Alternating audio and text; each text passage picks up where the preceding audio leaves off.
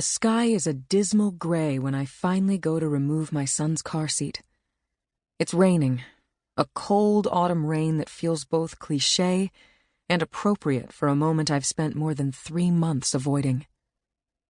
I stand by my Prius, peering through the rear window at the empty booster seat, wondering for the 100th time about the thin coating of mystery grit Keegan always left behind.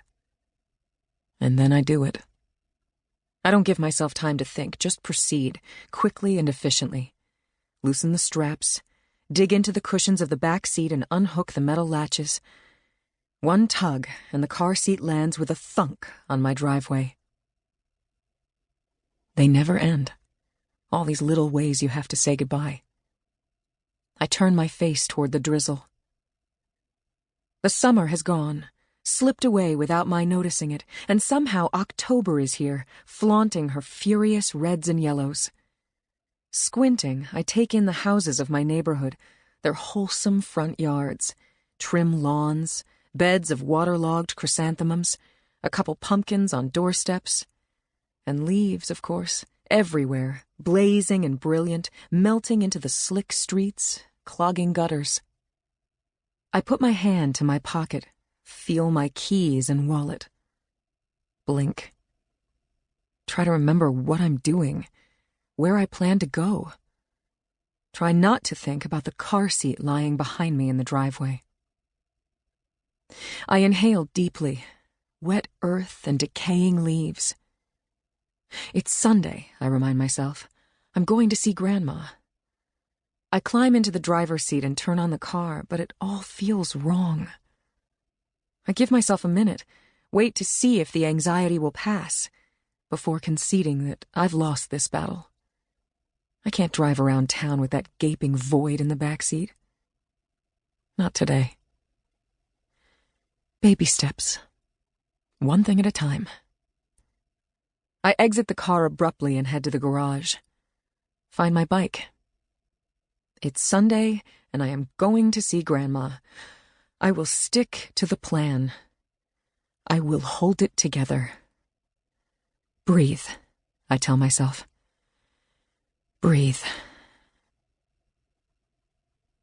Good God, Charlotte, you're soaking. Standing in the doorway of her modest apartment, my grandmother looks uncharacteristically rattled. I biked. Once Grandma would have been impatient with my running around in the rain, inviting sickness. But life is no longer ordinary. My grandmother's granite eyes register concern, compassion even, as her gnarled hand waves me inside. I step into the foyer, dripping. Wet strings of hair cling to my forehead and neck. Grandma peels off my jacket without comment. I can feel her, watching, assessing, setting aside her own sadness to make space for mine. It's a look I first saw when I was 14, back when my father died and she took me in. A look that has made an unfortunate resurgence in recent months. There's a bathrobe somewhere, Grandma says. Want a drink? Something hot? We are not a demonstrative pair. We are stoic New Englanders who maintain what my ex-husband sarcastically termed the proper Yankee distance. Feelings in the Cates family are more private than politics or religion. Hot tea, a mug of cocoa, this is the kind of warmth my grandmother has to offer. I'm okay, Grandma. I just want to sit down. To describe myself as okay is, of course, a brazen lie. My face tells the story. Cracked lips, eyelids puffy from sudden crying spells, skin pale and sickly after a summer spent hidden from the sun. It's obvious that I am not okay, but Grandma says nothing. She puts a hand on my shoulder and gently ushers me into the living room.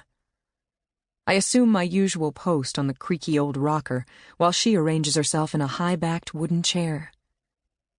My grandmother was a beautiful woman in her day, and though she's lost most of her vanity with age, pride in her good posture has endured.